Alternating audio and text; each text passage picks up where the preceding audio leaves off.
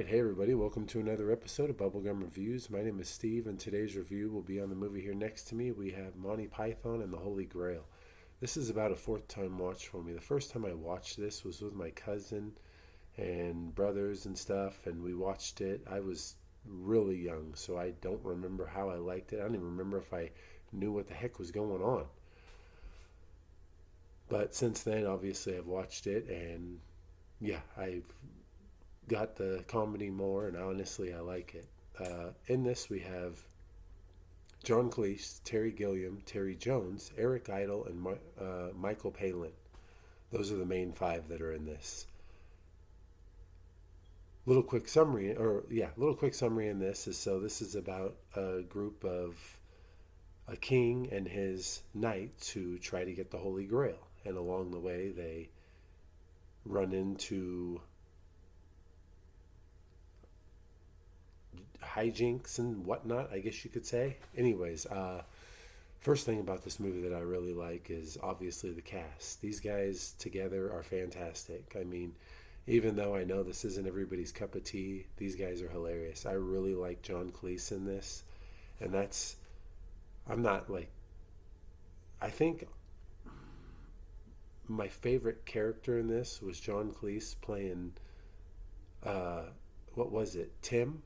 Oh, Tim, the great one or whatever, excellent Tim, or I can't remember. The guy when he had the horn, dude, that one was hilarious. But the movie throughout is so funny. Like, there's a lot of good scenes in this. The one thing I really like about this movie, so when the movie starts and they start playing that, God, what was it? Let's see, did I write it down? No, I didn't. Gosh dang it. The movie, like the old 1940s movie where it's like in black and white, and then the screen scrolls down and like, sorry for the, let us change the reel. I love the stuff that they do throughout the movie with that, because there's also that part where the ladies are trying to get one of the Sir Knights, and then John Cleese comes in and saves him, and he's like, but let me stay, I want to stay. And she's like sitting there talking to you like almost like she's interacting about the movie and how it's doing. I love stuff like this. It's fantastic. It worked really well. This movie was really good. The From start to finish, I mean, like I said, the humor in this is not for everybody. There's a lot of people that are like, oh, this is what? But after finding out that they literally did this on the budget that they did, and the fact that they needed help just to get this movie through, it's like you can't not enjoy it. The movie itself, man, there's so many good like classical scenes in this. And then obviously the fact that I saw one of the scenes from Family Guy where, oh, I didn't vote for him, where he says that. I didn't know that Family Guy got it from this until I just watched it again and was like, oh, that's where this came from. I love when I find stuff. Thank you, Family Guy, because you show me a lot of stuff, and I'm like, what's that from? And then I watch the movie, and I'm like, oh, there it is.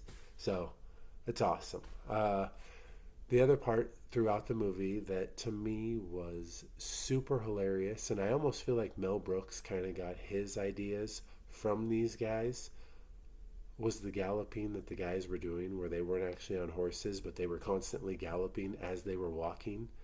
That was hilarious.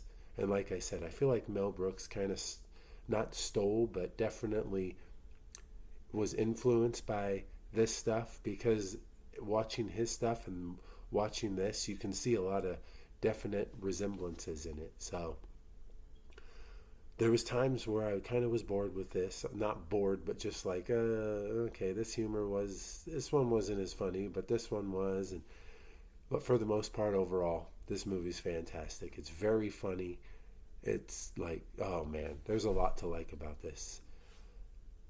Director is two of the guys that actually are in the movie. Terry Gilliam and Terry Jones were the directors for this. IMDb gave this an 8.2 out of 10. Rotten Tomatoes gave it a 96%. Video Hound gave it a 3.5 out of 4. I gave it an 8 out of 10. So those are some high marks for this movie. Box office. So the box office on this was like combined for all the re-releases that it did.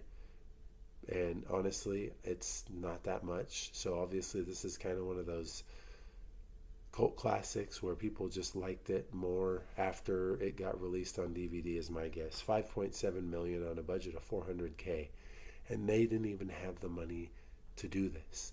So the interesting fact, because I was like, okay, this is really cool after reading that and finding that out, Led Zeppelin and Pink Floyd actually put up money to help this movie get made, because like I said, they didn't have the money to do it. So that's awesome. Shout out to Led Zeppelin and Pink Floyd for that one, because this is definitely one that's, if you read people's reviews like on Letterboxd or anything, all they're doing is talking about how this movie is hilarious, absolute classic, one of their favorites. It's definitely not my favorite. I would say for this style of comedy, it's definitely up there. But I also want to watch Life of Brian again and see if that one I like more. Hey, that's enough. Because my boss gave me, or he kept showing me the clip of, what was it? I can't remember. But it's the one where Michael Palin's like he's messing with his centurions and he says something and they start snickering because of the name. But anyways, I need to rewatch Life of Brian. I'm pretty sure this one's the funnier of the two, but got to give it a shot. So anyways, that is it for this. Up next will most likely be this here, Explorers. I've never seen this, so this will be a first timer for me. I do look forward to it. This has got a pretty cool cast, a lot of young actor stars that became more. One of them that's not even alive anymore, but I just saw another one of his movies not long ago. What was he in? Sneakers? Yeah. So stay tuned for that. You guys have a good day. Like and subscribe. Check out my Letterboxd and check out my eBay. And I will see you guys next time. Bubblegum out.